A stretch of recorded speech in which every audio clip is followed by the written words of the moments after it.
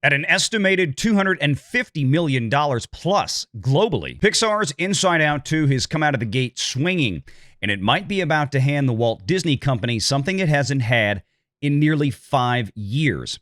And that is a solid win at the box office. But putting the money aside for a second, there is some information contained in exit polling from places like ComScore and PostTrack that show a trend with this movie that maybe Disney isn't quite thrilled with. But at the same time, there's also some extremely valuable lessons about this movie compared to other recent Disney fare that Disney should be taking note of if they plan to continue this success long term.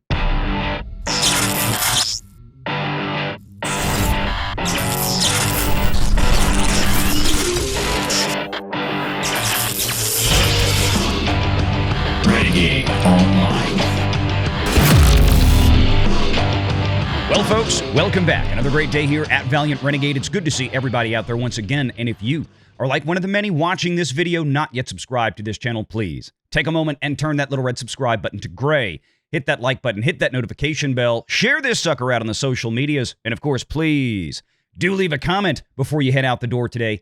Make sure to join us every Sunday and Wednesday afternoon at 6 p.m. Eastern right here for the live show. After nearly 5 years, since 2019, as a matter of fact, Disney finally has something solid to celebrate when it comes to a theatrical box office release. And that is, as of right now, we're looking like Inside Out 2 is going to pull about $250 million or more dollars globally on its opening weekend, and that's even missing some key international markets that won't open up till next week. But turning to the domestic market for a moment, Anthony D'Alessandro posted very late last night, in fact around midnight, Inside Out 2 turns box office right side up with second best animated pick opening of all time at 150 to 155 million. That would be in the US and Canada alone. Now, let's once again, of course, remind folks out there that that would be an unadjusted figure, meaning just looking back through history at the raw numbers, no inflation adjustments added in. So take that with a grain of salt, because everybody out there right now knows if you go to a grocery store today versus, say, even 2 or 3 years ago, your bills are a lot higher. And yes, we've seen that with movie ticket prices as well. We've seen probably about a 10% increase in movie ticket prices just in the last 8 to 12 months alone. So remember, even when we look back at movies from 2023, 2022, and 2021 and beyond, it gets worse the further back we go. You have to take that into account. Anthony says that Disney Pixar's Inside Out 2 will feasibly land as the second highest opening for an animated film at the domestic box office with $100 to $155 million, notching ahead of Illumination Universal's Super Mario Bros. Movie from Easter of 2023, which made $146.3 million in its Friday to Sunday take. Once again, if you were to adjust that figure up appropriately for ticket price inflation just in the past year, that figure would likely be closer to around $160 million, putting it much more on par or likely even beating Inside Out 2. Deadline also reported that on Saturday, the sequel grossed $52 million, which is up 6% over the Pure Friday of $49 million, which a Pure Friday would not include also the Thursday night previews, which typically get rolled in, and 16% off the $62 million Friday plus Thursday preview figure. The comp here, given the 62% female audience, is Disney Pixar's Finding Dory, which eased about 24% down between its Saturday and Father's Day Sunday back in 2016. That type of decline into tomorrow, meaning today as we record this, will get Inside Out 2 to its current opening range, that being Deadline's projection of 150 to 155. Many are wondering, even betting that Inside Out 2 beats Barbie's $162 million opening, but for the Pixar sequel to pull that off, it would require a 6% decline between Saturday and Sunday, and that's unheard of for a Pixar movie. Now, the PostTrack and ComScore stuff tell us that Latino and Hispanic audiences represented 40% of moviegoers, followed by 31% Caucasian. Now, that's a figure that we've seen repeated over and over for a great many films, and it actually kind of gives me pause about where they are sampling this data, because I can understand a few movies out there that may have a much higher percentage of Hispanic and Latino moviegoers, but it seems like almost every film that PostTrack and ComScore tracks shows a very similar metric. And I kind of wonder if they're not overweighting some of their exit polling in places like Southern California, where a lot of these movie and theatrical tracking companies are, versus a more widely expanded demographic sampling throughout the country. Because honestly, it seems to me if Hispanic and Latino audiences truly represented a raw 40% of all moviegoers on average for every film, we'd almost never be able to see figures this high of $150 million on an opening weekend like this. The numbers just don't work. So I have some questions about where this data is coming from, but I'd be more than happy to be completely wrong about that. The big thing, though, that is surprising here and what makes tracking perhaps for these types of films almost useless is that PostTrack shows that 62% of the audience for Inside Out 2 were purchasing their tickets on the same day they watched it. That's a lot of walk-up traffic, as we call it, for a film like this, and that does seem to be more the case usually for these broad family films, especially animated films. Think about parents with kids or grandparents with kids. They're not often planning these things a week, 2 weeks, 3 weeks out. They're figuring out the weekend of or the day of, hey kids, let's go see a movie today. They go online, buy their tickets, and walk into the theater an hour later. That's kind of the opposite of what we usually see from films like, say, Marvel Fare, where we typically for years have had loading the box 2 weeks, 3 weeks, 4 weeks before the movie, people doing pre-sales ahead, which made tracking a lot more accurate coming into those things, short of interest dropping off after the first few days of pre-sales.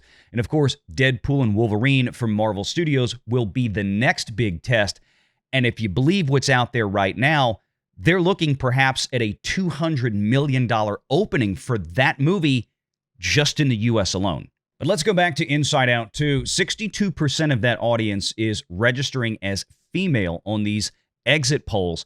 And PostTrack is saying that 89% is a positive reaction to the film. 71% of the audience definitely recommending it. 63% of women attending. And 21% of the audience is under 12. 32% of the audience between 13 and 17, the largest demo, and 51% between 18 and 34. Take in that number for a second. 21%, basically the smallest age demographic of everybody going, 21% are kids under the age of 12, meaning that Disney has got a hit on its hands, but it apparently isn't appealing to younger children. It's got a solid foothold on the 13 to 17-year-olds out there, which may be exactly what Disney was going for. But then again, Disney really needs movies to hit all four quadrants, and that would include the younger children. But with this one, looking back on it now, I guess I'm not terribly surprised. And then take that 51% figure when it comes to 18 to 34-year-olds. With the first Inside Out movie coming out in 2015, a lot of the kids, the younger girls, or the tweens or young teenagers back then are now grown up. They now want to go see the sequel. And I should have guessed it myself when my own daughter, who's almost 19 years old, said she was very interested in going to see this film. And it looks like she wasn't alone. The chief reason that audiences went to see Inside Out 2, again, according to PostTrack's exit surveys, is because 46% of the crowd said it looked fun. Now, if you remember, we talked about the Garfield movie. That was the overwhelming metric for why people wanted to go see Garfield. They saw the previews and they said it looked fun.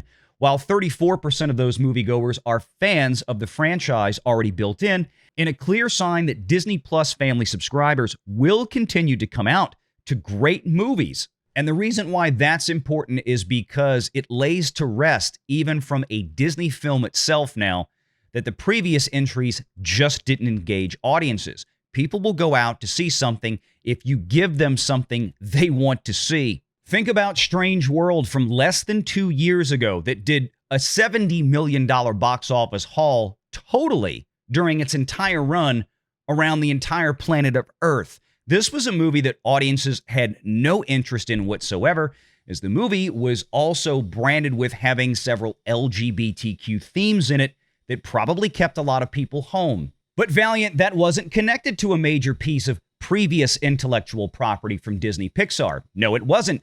Let's look at Lightyear from 2 years ago this summer. $218 million in the global box office during its entire run. Another film that was also given to audiences with a lot of LGBTQ themes, featuring the first on-screen animated lesbian relationship.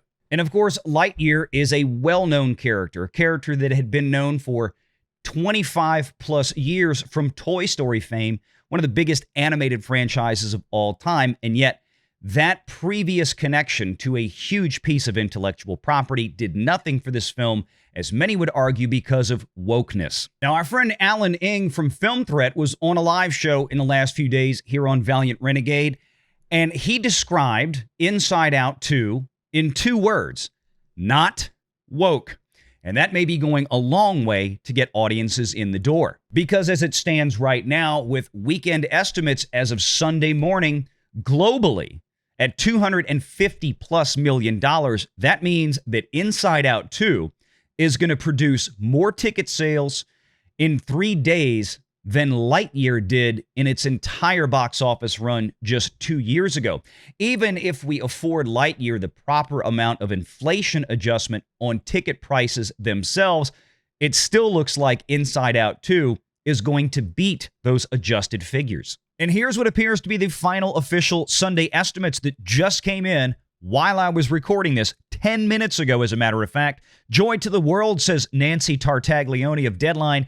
Inside Out 2 thrills with a historic $295 million global bow. And with the way this thing is going, continuing to increase in its estimates over the weekend, we may find the final weekend haul is going to be north of $300 million. Anthony D'Alessandro, just below there, also released within the last 10 minutes or so. Pixar comes alive. Inside Out 2 turns box office right side up with $155 million. And look at one of the key metrics here. 43% of all the domestic business here, according to Anthony D'Alessandro, PLFs and IMAX. 43%. That means big screens, more expensive tickets. And again, going back and making a brief comparison to Garfield, remember Garfield had no PLFs basically and no IMAXs. All those had been consumed by Furiosa. And I want to be clear out there to people thinking I'm going crazy. No, I'm not trying to say that Garfield would have equaled Inside Out 2's performance had it had IMAX and PLF. I'm just letting you know that is another distinction here. Now, rival distribution bosses, that would be places like Sony and Universal, Warner Brothers, Paramount. They're thinking that Inside Out 2 could actually strike $500 million by the end of its run domestically, just here in the U.S. and Canada. Now, if that happens, Disney should be doing a song and dance. And on the international side, about $140 million is the new updated figure, and that still doesn't include some major markets that won't open for another week. Like we said earlier, France, Italy, Spain, China, Brazil, and Japan are still out there. At the end of the day, Disney should take a lesson here. If this movie truly is not woke and it's actually well done, meaning it's a great story that captivated audiences, maybe that does mean that Disney is actually putting stories and quality ahead of politics. Let's hope that's a trend that continues, especially for their own stockholders. But if Disney just falls back into their old ways over the next few films, they're not going to see this kind of thing repeated. And it may be hard for them to repeat this anyway, because apparently Inside Out 2 was such a desired film to see by the girls out there. Obviously, this is not a movie that seems to be appealing that widely to boys, at least as per ComScore and post-track exit polling. This is something that Disney is going to have to adjust, because remember, Star Wars and Marvel were bought for the boys, and they have turned those decidedly into, or at least attempted to turn them into, girls' franchises to catastrophic levels of failure over the last few years. Now, rumor has it that they're going to try to get Marvel back into being a boys' brand. Let's see. But as of right now, there seems no hope for Star Wars whatsoever in that regard. And again, the next thing up is Deadpool and Wolverine, and that's already tracking domestically to open north of $200 million. But Inside Out 2 doesn't have a whole lot of time to hit that $500 million mark, or at least before a lot of the oxygen gets sucked out of the room, because in just a couple of weeks, right before the Independence Day or July 4th holiday here in the United States, Despicable Me 4, featuring those lovable minions, is going to storm into theaters. And if Inside Out 2 is any indication of what's going to happen at the family animated box office this summer, that's going to be the next big thing. And that's not going to completely kill off the business, obviously, of something like Inside Out 2. But the Minions and Despicable Me are one of those things that have a much higher appeal to boys than do some of the Disney Pixar things. But it also has very strong appeal with the Minions to those same demographics of younger girls. So that's going to be a movie that's going to put a dent in whatever Inside Out 2 plans to do. But 2 to 2.5 weeks is a lot of time for this movie to run out, especially with a huge start like it's gotten this weekend. Stay tuned right here at Valiant Renegade. We'll let you know what happens. Make sure you're subscribed to Valiant Renegade and join us every Sunday at 6 p.m. Eastern for the live show.